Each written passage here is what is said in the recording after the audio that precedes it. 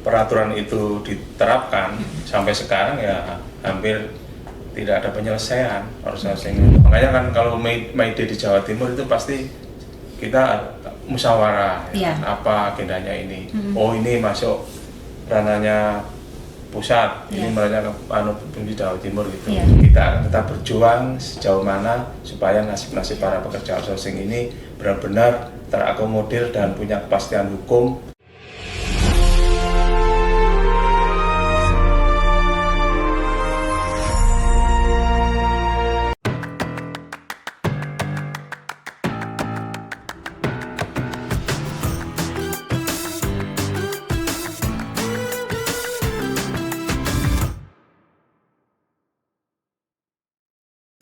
Saya kerja udah hampir 10 tahunan ya, itu selalu ketakutannya di kontrak sih Mbak.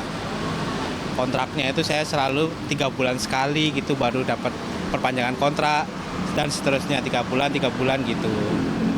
Itu sih. Apa yang ditakuti dari 3 bulan?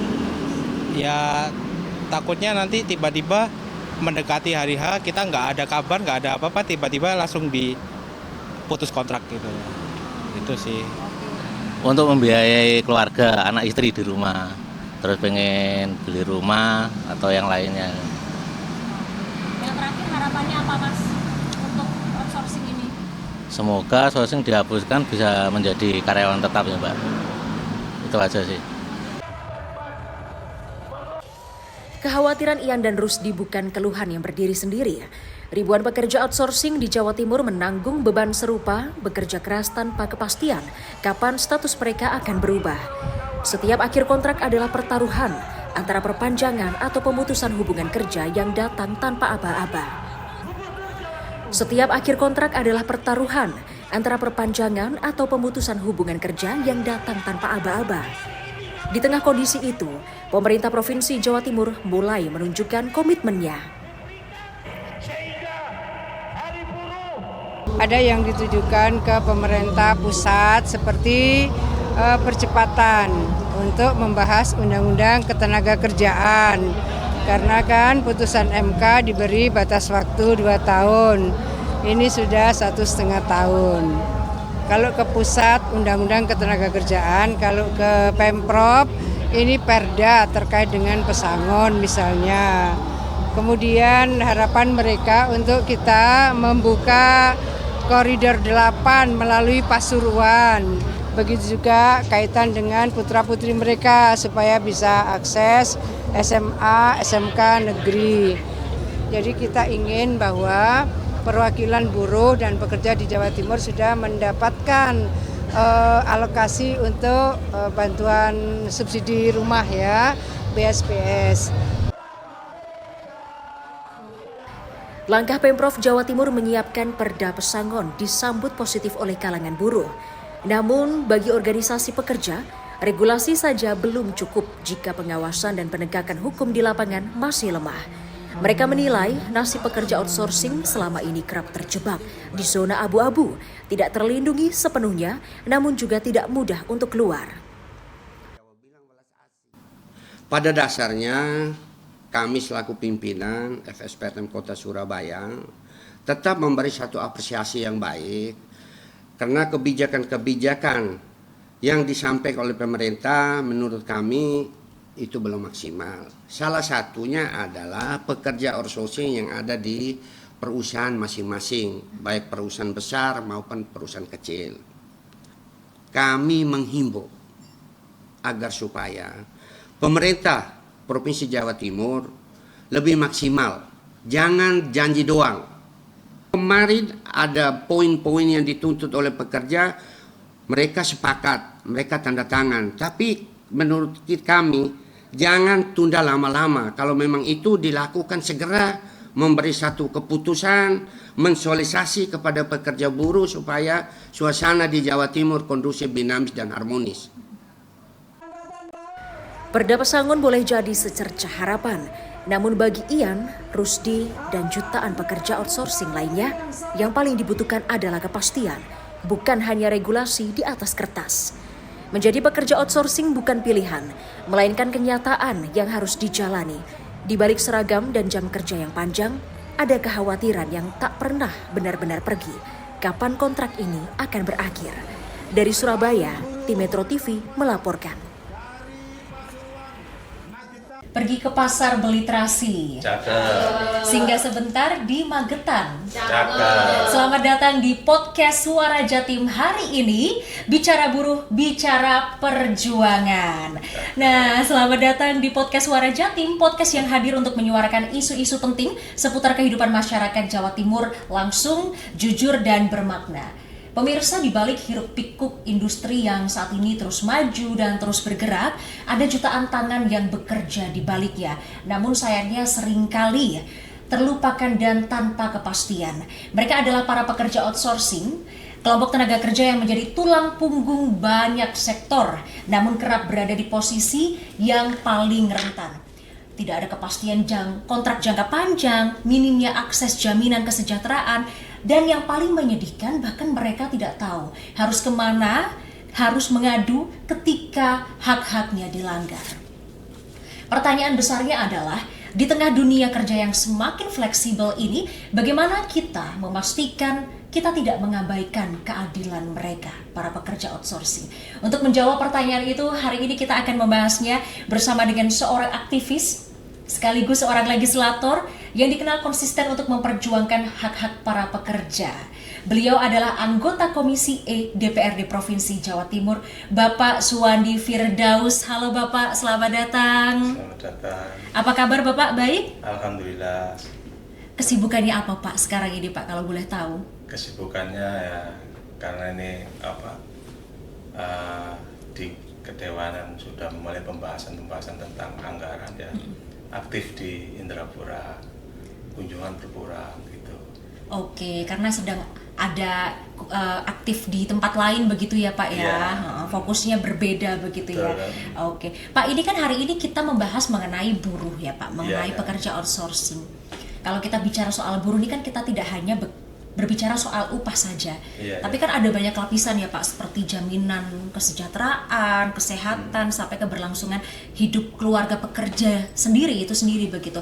Kalau dari kacamata Pak Suwandi, bagaimana sih Pak saat ini kondisi pekerja outsourcing di Jawa Timur?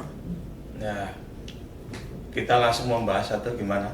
Boleh Pak, sedikit Atau kita- membahas dari kacamata Bapak. Iya, ya sebelumnya terima kasih pada hari ini kita bisa ngobrol dalam acara podcast ya dengan Mbak Arbida.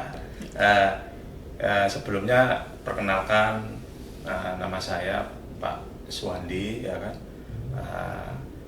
Alamat dari Mojokerto ya, karena Mojokerto adalah dapil saya, Mojokerto Jombang, Mojokerto Kota. Dan saya izin memang sebelum saya jadi seorang dewan itu sebagai buruh pabrik dan juga sebagai aktivis di wilayah Jawa Timur, khususnya di Kabupaten Mojokerto mulai tahun 95 gitu ya. Itu mulai aktivis dan alhamdulillah memahami lika-likunya para pekerja, baik itu yang mulai pekerja kontrak, kemudian PKWTT, pegawai tetap, melawan permasalahan-permasalahan bertahun-tahun yang terkait dengan hak pekerja buruh ya kan, di masing-masing tempat ya kan. Nah, terutama yang sekarang ini kita bahas yaitu tenaga kerja outsourcing ya kan ya, yang merupakan peraturan pemerintah yang waktu itu dilahirkan sehingga sekarang jadi masalah terus menerus gitu ya. Dan hari ini kita bahas ya Mbak ya, kita coba ngobrol, paling enggak memberikan pemahaman pandangan yang sama tentang nasib para pekerja buruh, termasuk yang kita bahas sekarang ini adalah tenaga kerja outsourcing itu. Oke. Bapak, 1 Mei kemarin kan hari buruh ya Pak ya. Kemarin apakah sempat mengawal para buruh ini juga Pak saat hari buruh? Alhamdulillah saya dapat perintah dari Gesper yang mana diketuai oleh Pak Fauji, saya harus mengawal ke Jakarta dan kemarin ya kurang lebih hampir 60 bis seluruh Jawa Timur. Seluruh Jawa Timur ya Pak ya? Ya? Untuk undangan May Day di Monas. Oke. Dan saya mengawalnya sampai selesai dan alhamdulillah juga lancar. Ya ada mungkin kendala-kendala di jalan ya, namanya kita ini manusia pasti ada kekurangan ya. Dan saya juga ucapkan terima kasih kepada jajaran Polda Jatim dan Polresta wilayah Jawa Timur yang kemarin mendampingi kita untuk mengawal sampai pulangnya gitu. Berangkat dari Jawa Timur kembali lagi ke Jawa Timur dikawal ya Pak ya. Gitu. Oke, kalau boleh tahu kemarin kan sempat mengawal berarti ribuan ya Pak ya dari Jawa Timur ya Pak untuk hadir di Monas Hari Buruh begitu bersama-sama. Tentunya ada sejumlah tuntutan khususnya menghapus outsourcing itu sendiri ya Pak dari Hari Buruh kemarin. Kemarin bagaimana Pak dari pemerintah pusat sendiri Pak? Apa yang dijanjikan begitu yang Bapak lihat? Kemarin ya dari May Day di Monas itu ya dari Kemenaker mengeluarkan peraturan Kemenaker itu nomor 7 tahun 2026. Ya. Kemenaker tentang batas-batas tenaga outsourcing ya kan.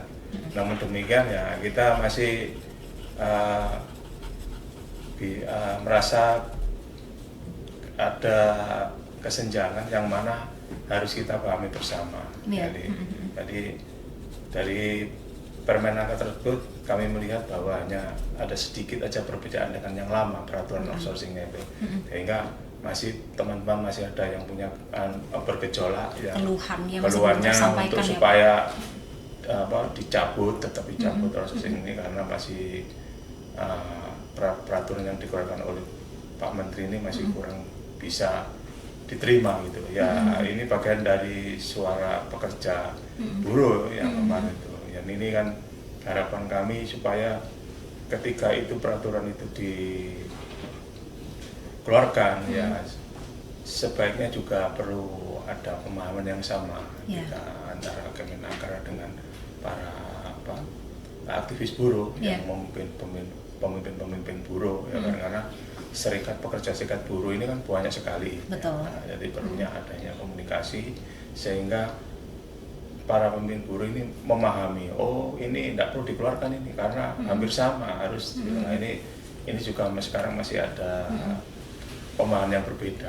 Berarti sinerginya memang harus disatukan lagi agar satu suara, satu visi misi begitu ya Pak ya? Iya, gitu.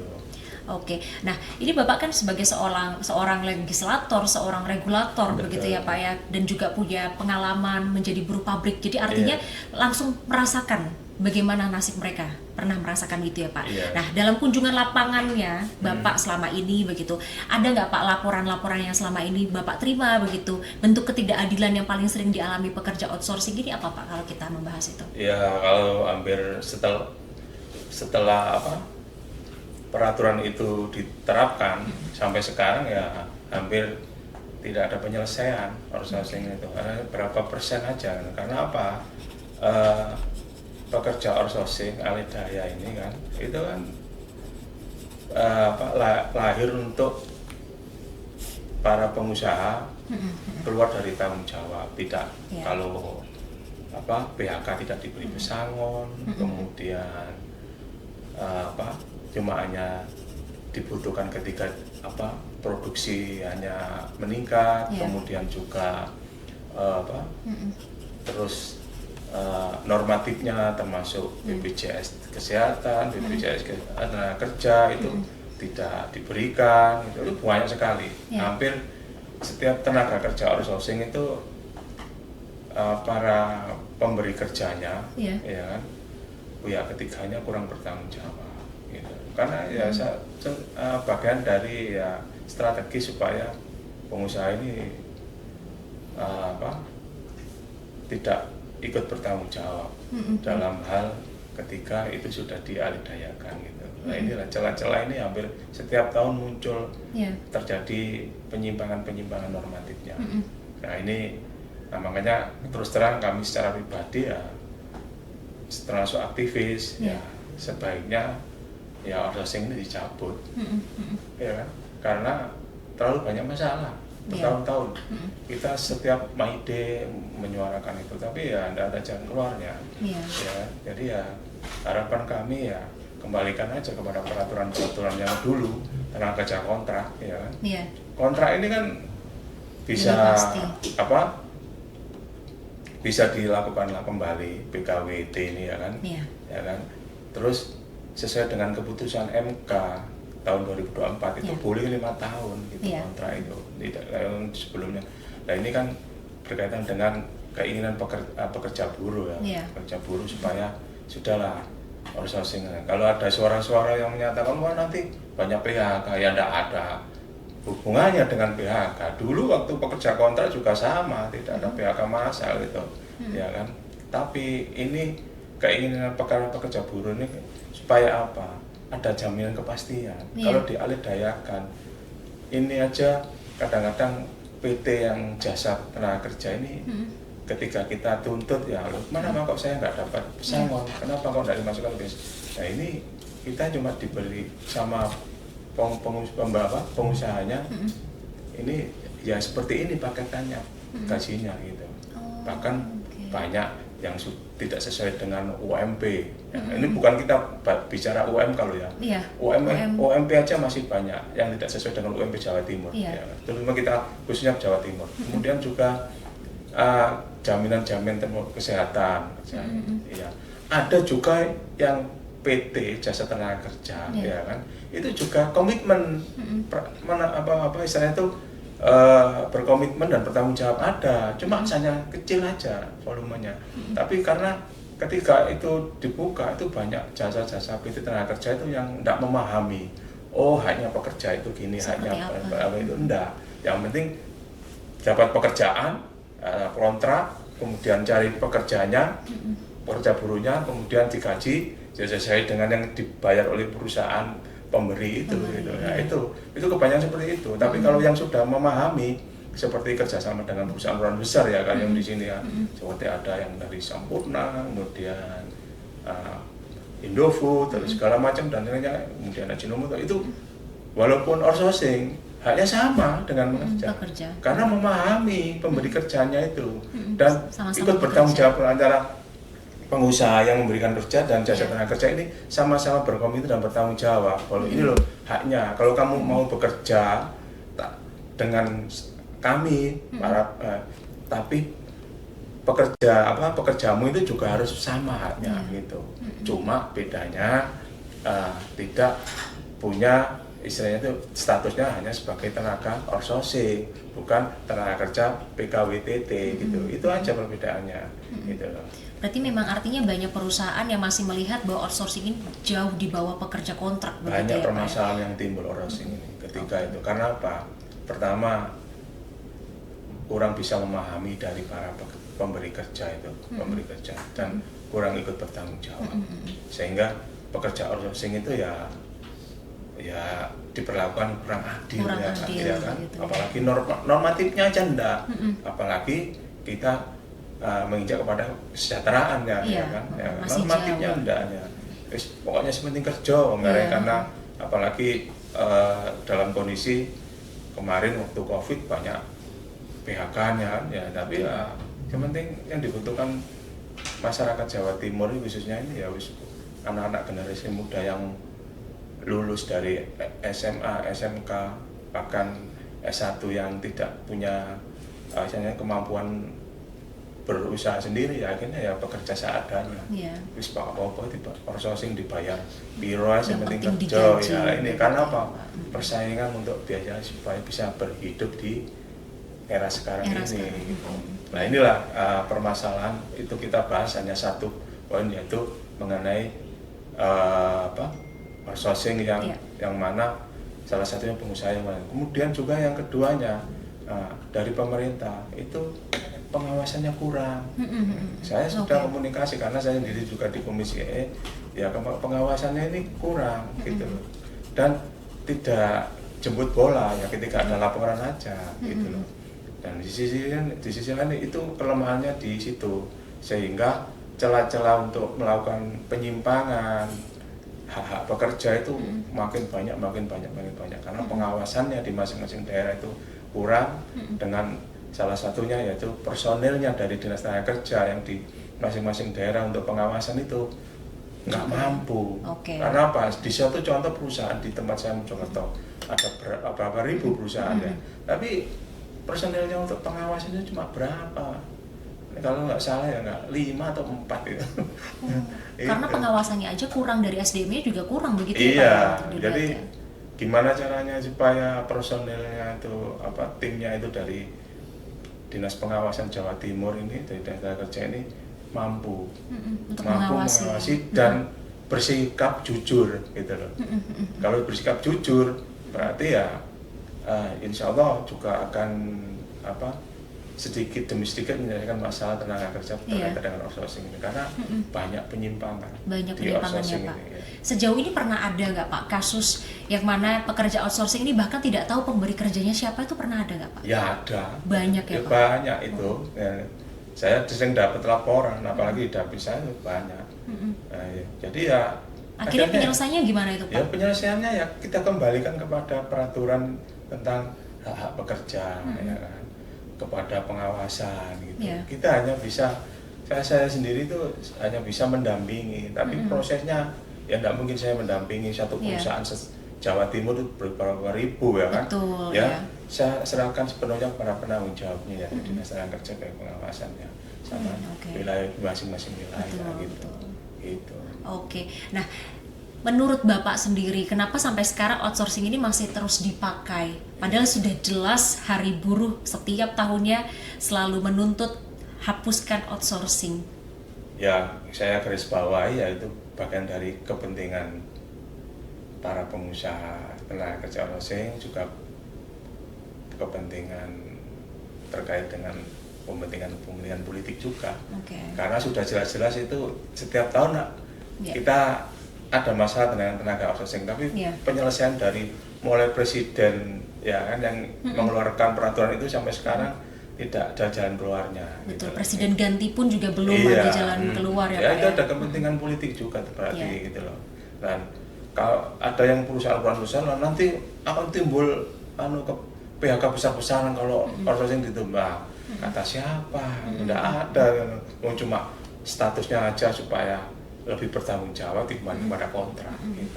Oh, berarti sempat ada statement kalau outsourcing dihapuskan Ya, nanti. saya dengar suara-suara pengusaha-pengusaha itu, pengusaha termasuk pengusaha kerja. Kalau memang sama-sama tanggung jawab ya Mbak Arbida, insya Allah ya penyelesaian tentang tenaga kerja outsourcing khususnya di Jawa Timur ya, tidak ada masalah karena saya bertanggung jawab. Yang buat masalah itu ketika para pengusaha yang diserahkan kepada pemberi PT Jasa Tenaga Kerja ini kurang saling kontrol, ya, kurang saling menegur, dan kadang-kadang haknya sudah diberikan kepada ini haknya untuk dibayarkan, kamu tak kasih fee. Tapi haknya kadang-kadang juga tidak diberikan gitu loh, ya, untuk supaya menambah fee-nya. Ya.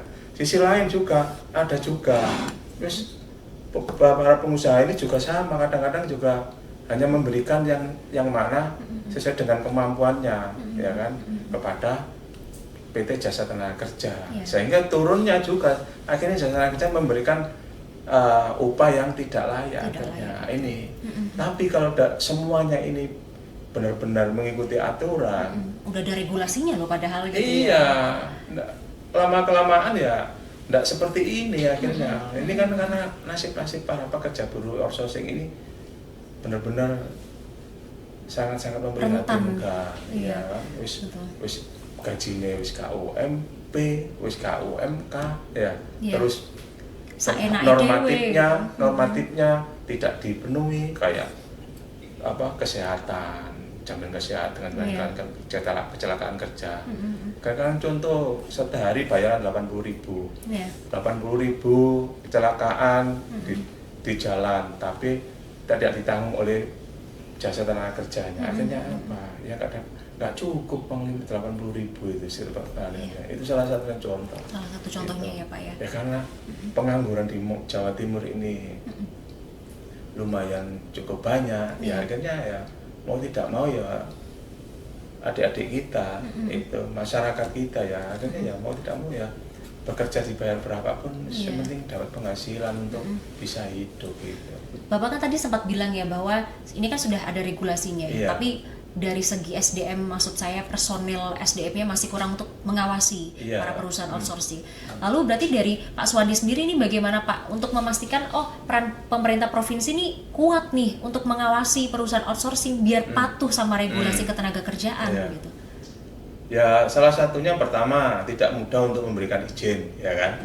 Izin jasa tenaga kerja yang tidak memahami, ya. Kemudian yang kedua, para pengusaha-pengusaha, ya kan, di Jawa Timur ini diberikan pemahaman yang sama bahwa ketika itu dialihdayakan, ya kan, harus sesuai dengan peraturan. Kalau tidak akan dapat diberikan sanksi oleh oleh pemerintah gitu. Kemudian membuat perda yang istilahnya itu perda untuk melindungi tenaga kerja outsourcing terkait dengan upah. Nah, itu juga sangat ikut menguatkan, walaupun di pemerintah pusat ada peraturan Kemenaker yaitu, tapi harus diikuti dengan perda-perda itu. Supaya apa?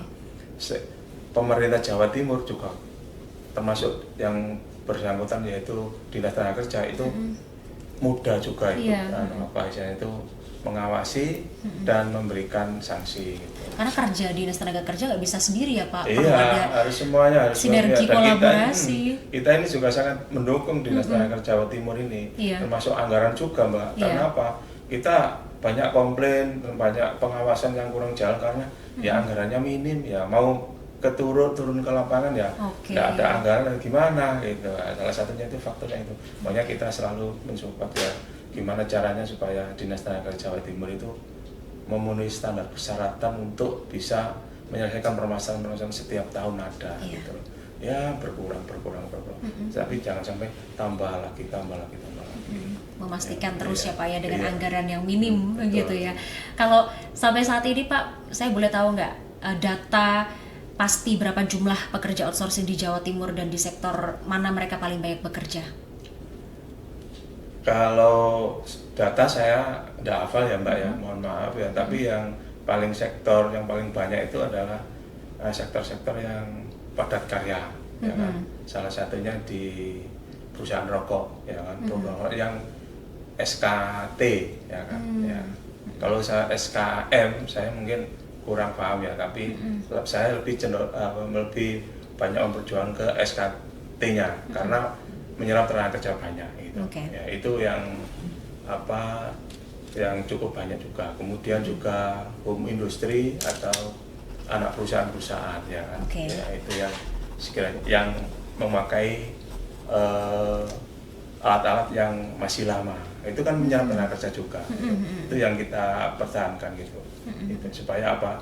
Kalau ini dipakai sistem mesin, wah ini tambah lagi nanti volume pengurangannya, pengangguran di provinsi Jawa Timur gitu. Oke, wah ini tantangannya memang besar sekali ya Pak. Dan kemajuan teknologi juga menjadi tantangan, kemudian regulasi dan pengawasan juga jadi tantangan, begitu ya Pak. Oke, kalau dari sisi pengawasan, tantangan terbesar DPRD apa sih Pak dalam memastikan hak-hak teman-teman pekerja outsourcing ini sejauh ini? Jadi kalau kami yang di Komisi E itu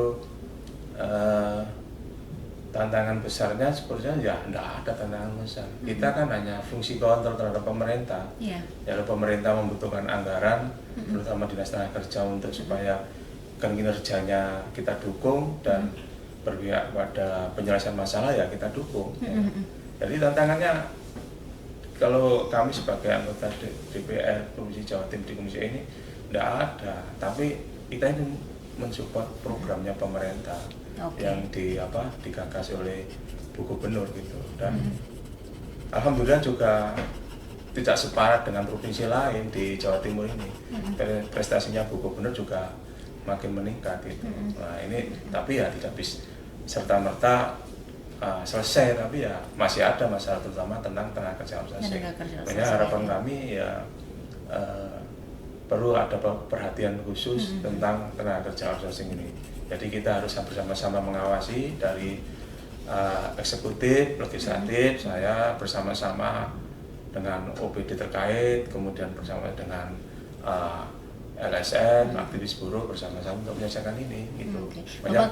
Makanya kan kalau May Day di Jawa Timur itu pasti kita musyawarah, ya Iya. kan? Apa agendanya ini? Oh, ini masuk ranahnya pusat, ini Iya. ranahnya di Jawa Timur gitu. Iya. Gitu. Oke, Pak. Tadi kan Bapak bilang bahwa sebagai legislator, sebagai DPRD ini hanya melakukan fungsi pengawasan, tidak ada tantangan sama sekali. Iya. Tapi kan DPRD punya tanggung jawab juga memberikan rasa aman kepada Iya, para betul. tenaga pekerja outsourcing. Karena sejauh ini kan banyak sekali tenaga outsourcing ini yang tidak punya rasa aman ya Pak ya, untuk melaporkan, takut bersuara karena khawatirnya oh nanti saya nggak diperpanjang kontrak. Iya, betul. itu. Berarti bagaimana DPRD ini kasih rasa aman Pak ke mereka? Saya selalu menyampaikan kepada teman-teman pekerja buruh supaya kalau ada masalah-masalah itu sampaikan kepada kami, termasuk saya, nomor HP saya sudah saya sharekan, sehingga ya ini sebagai pendampingan ketika respon dari pemerintah masih kurang, saya harus turun sendiri saya ke perusahaan-perusahaan yang mana itu harus saya Iya. dampingi, ya kan. Berarti nomor Bapak seperti laporan pengaduan ya Iya, Pak ya? saya dampingi bersama-sama dinas tenaga kerja lokal gitu ya kan, Oke. sama pengawasan yang di situ ada gitu, untuk menyelesaikan gitu. Harus turun lapangan memang, Iya, ya gitu. betul. Supaya apa? Kan kita kan sama-sama berkolaborasi menyelesaikan masalah tentang Iya. tenaga kerja outsourcing. Nah, salah satunya itu saya punya kewajiban untuk mendampingi saudara-saudara saya ketika ada hak-haknya yang tidak diberikan oleh pengusaha itu. Oke, luar biasa sekali. Iya. Tapi Bapak tentunya tidak bekerja sendiri ya Pak ya? Ada tim di belakang begitu ya dari teman-teman DPRD juga Ada sama-sama juga, tapi memberikan saya rasa lebih mengedepankan kepentingan pekerja buruh karena saya juga dari aktivis buruh gitu. Iya.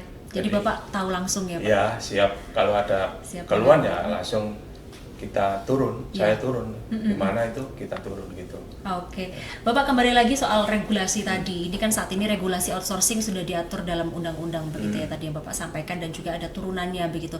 Tapi pelaksanaannya sering lemah.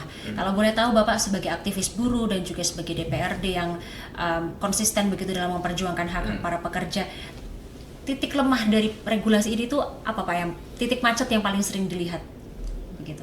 Titik macet yang sering dilihat ya. Ini sebenarnya bertahun-tahun ini titik macetnya. Ada di bagian mana? Di bagian tentang pengawasan ini titik lemahnya. Lagi-lagi soal pengawasan ya? Iya. Oke. Kalau pengawasan ini jalan, kemudian timnya ini juga memenuhi syarat, insya Allah semua permasalahan ini akan berkurang. Ya karena pengawasannya kurang berjalan, akhirnya permasalahan diabaikan, akhirnya timbullah penyimpangan yang kadang-kala itu buruh langsung melakukan aksi unjuk rasa Unjuk sendiri. rasa. Karena apa? Kurang adanya musyawarah mufakat. Tapi kalau kita mempunyai pemahaman yang sama, kemudian pengusaha juga sama, ya insya Allah selesai di perusahaan tersebut. Gitu. Ya ini karena sama-sama tidak ada yang memberikan pemahaman gimana hubungan industrial itu yang baik, Iya. gimana sawah ladang kita supaya bisa dilindungi dengan berusaha supaya sukses. Ya itu salah satunya itu pemahamannya.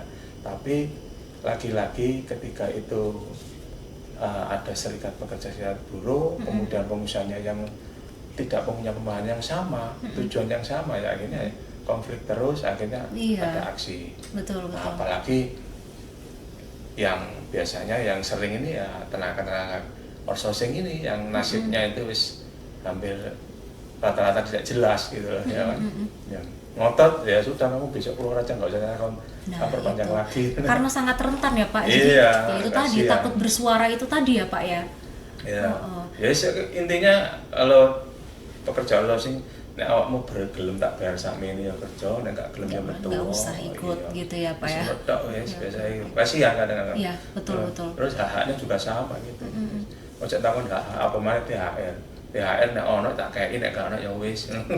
Karena ini ya Pak ya, beda ya Iya. dengan kerja kontrak ya, perihal benefit-benefit itu. Salah ya. satunya juga gitu. Jadi PT-PT jasa tenaga kerja ini kadang-kadang kurang ngawani. Loh Pak, saya enggak ada THR.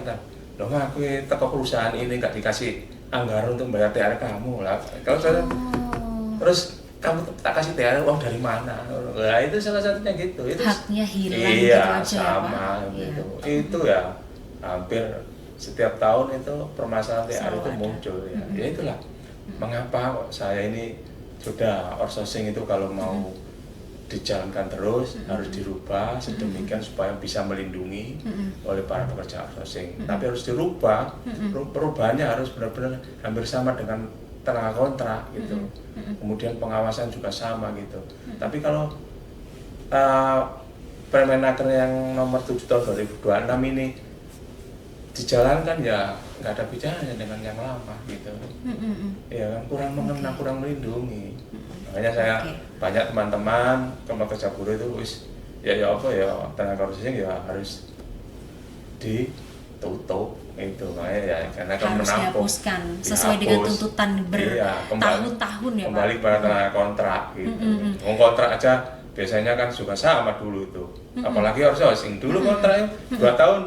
Sebelum 2 tahun suruh mengundurkan diri, habis itu dikontrak lagi. Itu mendingan ya. Daripada outsourcing lebih parah lagi. Lebih parah lagi ya Pak Iya. ya. Oke, Pak. Dari tadi kan kita bicara soal kolaborasi. Kolaborasi itu penting sekali, pengawasan itu penting sekali gitu. Tapi kalau dari lapangan sendiri, di lapangan sendiri wujud nyatanya DPRD ini kolaborasi dengan Dinas Tenaga Kerja tadi sempat dikatakan dengan pengawas lapangan ini seperti apa sejauh ini Pak?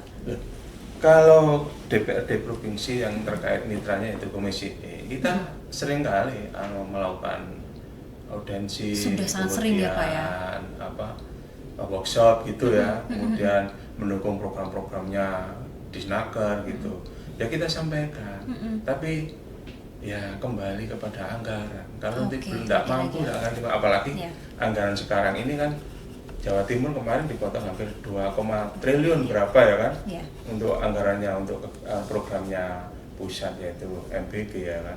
Ya intinya ya kita sekarang ini ya Jawa Timur harus punya kemandirian untuk mendapatkan PAD. Nah, PAD ini ya nanti kita bagi-bagi. Oh ini nanti dinas tenaga kerja segini. Nah itu dinas lainnya sini pendidikan sini kesehatan itu.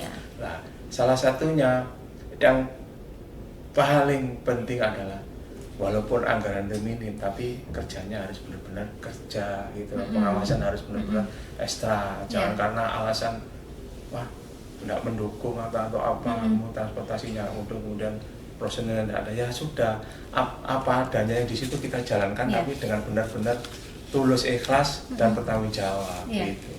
Jangan mengeluh terus gitu. Kita dukung itu.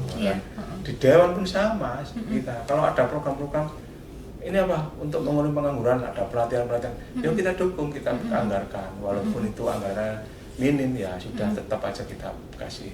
Nah, terutama di BLK Jawa Timur ini alatnya masih jadul itu, jadi untuk supaya menciptakan generasi yang bisa menjadi pengusaha sendiri itu ya harus didukung oleh alat peralatan sarprasnya untuk dididik gitu.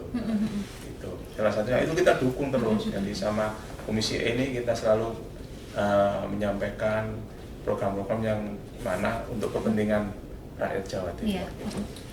Pak, bicara soal Pemprov kemarin saat May Day, ini kan Pemprov menjanjikan terkait dengan Perda Pesangon, tentunya untuk teman-teman pekerja outsourcing. Ini bagaimana selain menjanjikan hal itu, ada hal-hal lain nggak Pak yang ya banyak hal yang mungkin harus saya baca ya Pak ya. Betul. Karena tidak hafal saya. Jadi kemarin dari May Day itu ya pertama yaitu hasilnya Gubernur Jawa Timur akan merancang program untuk memberikan insentif dalam rangka May Day untuk berupa keringanan pajak kendaraan bermotor roda 2 sebesar 20% ya kan bagi pekerja buruh. Kemudian juga Gubernur Jawa Timur juga menyelesaikan penyusunan raperda tentang sistem jaminan pesangon. Ya, ini tadi yang Mbak sampaikan kan ya. Betul. Nah, selanjutnya dapat dilakukan pembahasan dengan DPRD Provinsi Jawa Timur termasuk kami di Komisi E yang membidangi. Kemudian Gubernur Jawa Timur juga menyusun Rapergub mengenai optimalisasi penyelenggara jaminan sosial pekerja buruh mendapat pelayanan publik tentu bagi pemberi pekerja selain penyelenggara negara. Kemudian yang keempat memastikan kelancaran proses SPMP tingkat SMK SMA tahun 2027 melalui jalur afirmasi anak pekerja buruh gitu ya. Ya ini kepala sekolah Cabdin juga harus paham bahwa ini setiap tahun aspirasinya pekerja buruh harus ditampung supaya anaknya bisa sekolah di sekolah-sekolah yang diinginkan atau di favorit SMA yang mampu gitu ya. Ini sudah berjalan, cuma ya perlu disampaikan juga ke Dinas Pendidikan. Kemudian yang 6 merujuk pada keputusan Presiden nomor 10 tahun 2000 tentang Satuan Tugas Satgas Mitigasi ya. Ini sudah berkali-kali kita sampaikan. Kita buat Satgas mitigasi supaya tidak timbul permasalahan-permasalahan tentang hubungan industrial gitu. Kemudian juga yang ke-7 itu akan menerbitkan surat edaran yang diberikan kepada Dinas Tenaga Kerja Kabupaten Kota tentang pelaksanaan UMK dan UMSK. Ya, ini juga berat juga karena apa? Banyak di daerah-daerah itu teman saya yang membayar UMK dan UMSK itu paling ya 50% ya tidak mampu.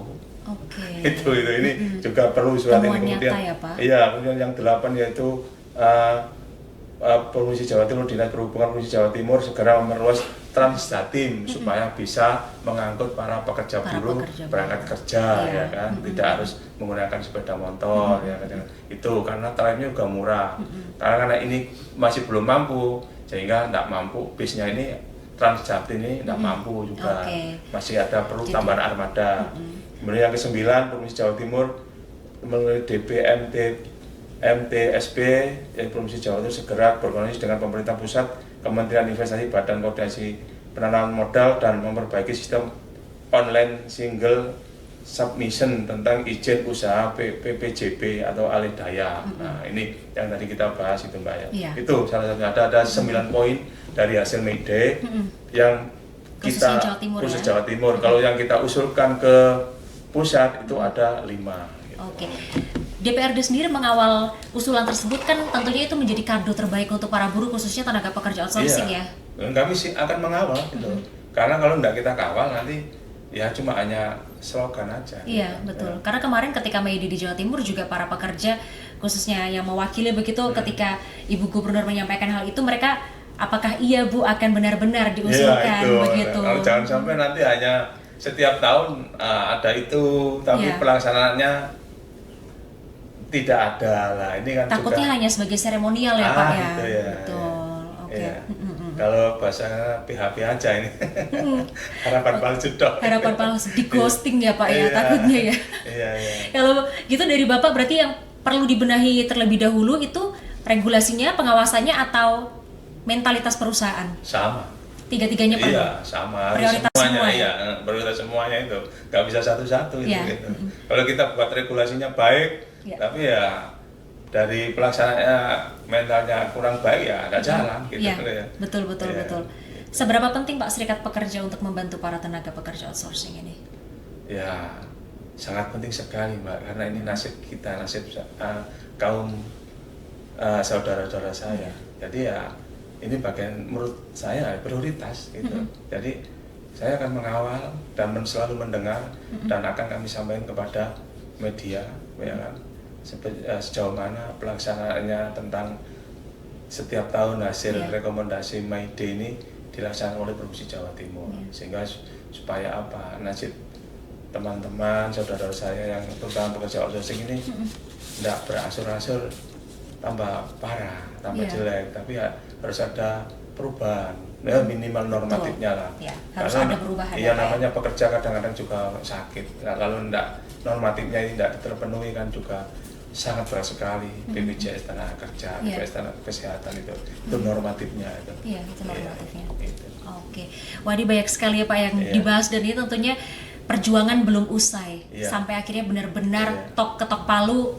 tidak ada lagi tuntutan hapuskan outsourcing begitu betul. Ya Pak ya karena memang sudah dihapuskan sampai kita masuk ke situ ya Pak ya. Oke, nah kemudian Pak dalam konteks politik daerah itu sendiri seberapa besar sih Pak komitmen legislatif untuk menempatkan isu ketenaga kerjaan sebagai prioritas yang paling utama, prioritas nyata begitu? Ya kalau isu tenaga kerjaan itu ya tidak bisa. Kalau di Provinsi Jawa Timur biasanya ya enggak diprioritaskan ya kan. ya prioritasnya ya tentang kesehatan, pendidikan, Yeah. infrastruktur ya, itu mungkin prioritas nomor 5 atau nomor 4 itu. Iya. Apalagi yang jadi dewan dari aktivis pekerja buruh cuma satu saya. Jadi ya kurang bersuara gitu. Iya. Ya, makanya teman-teman nggak boleh alergi politik, teman-teman pekerja buruh. Kalau mau terjun ke politik ya kudu benar-benar siap segala-galanya, Iya. ya kan? Supaya bisa menjadi wakil para pekerja buruh. Jadi suara bagi Betul, mereka yang dan- belum berani bersuara Iya, ya Pak. Iya. Mm-mm. Iya, itu jadi pemahamnya harus sama, makanya Oke. berjuang harus sama. Dan saya dulu kenapa saya harus terjun ke politik, sebetulnya ya saya bukan orang politisi ya. Oke. Saya aktivis Pak. Jadi tapi masa yang ini terus masuk bertahun aksi unjuk rasa.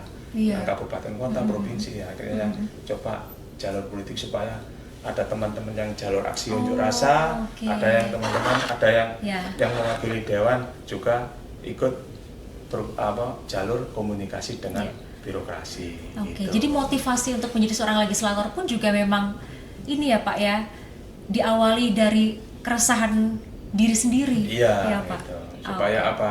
Karena kita dari dulu kan supaya didengar birokrasi kan harus aksi demo. Iya. Nah ini mindset saya itu berubah waktu itu. Coba kalau ndak harus demo terus-terusan, Iya. harus ada yang jadi wakil. Biasanya kalau wakil rakyat ini kan Jembatannya. mitranya pemerintah, Iya, kan bisa komunikasi langsung. Iya, betul. Dewan Rakyat Iya. itu tadi ya Pak ya, menjembatani rakyat dan juga pemerintah. Betul. Oke, Pak Suwandi, ada nggak Pak pesan yang mau disampaikan kepada para pekerja outsourcing yang mungkin sampai saat ini memang masih mengalami kendala, hak-haknya dilanggar dan Iya. lain sebagainya? Ya, saya pesan kepada teman-teman, saudara saya yang bekerja outsourcing, yang sekarang ini nasibnya masih juga belum jelas, ya terutama tentang hak-haknya, normatifnya, ya. Pertama, tetap semangat bekerja, tingkatkan etos kerja, diniati ibadah, supaya apa? Berapapun gaji kita yang akan dapat itu kalau diniati ibadah akan banyak barokahnya. Kemudian kita akan tetap berjuang sejauh mana supaya nasib-nasib para pekerja outsourcing ini benar-benar terakomodir dan punya kepastian hukum, sehingga permasalahan tenaga kerja yang di Jawa Timur khususnya, baik khususnya pekerja outsourcing ini lambat laun terselesaikan dan semuanya akan menjadi nasib kita yang lebih baik gitu.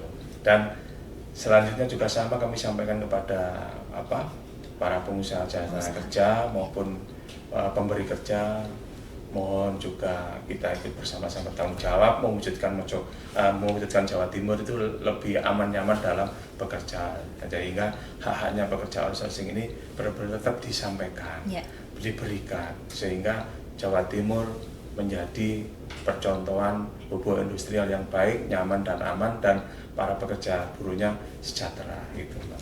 Berarti optimis apa yang diperjuangkan ini akan berhasil ya Pak? Insya Allah, itu Allah.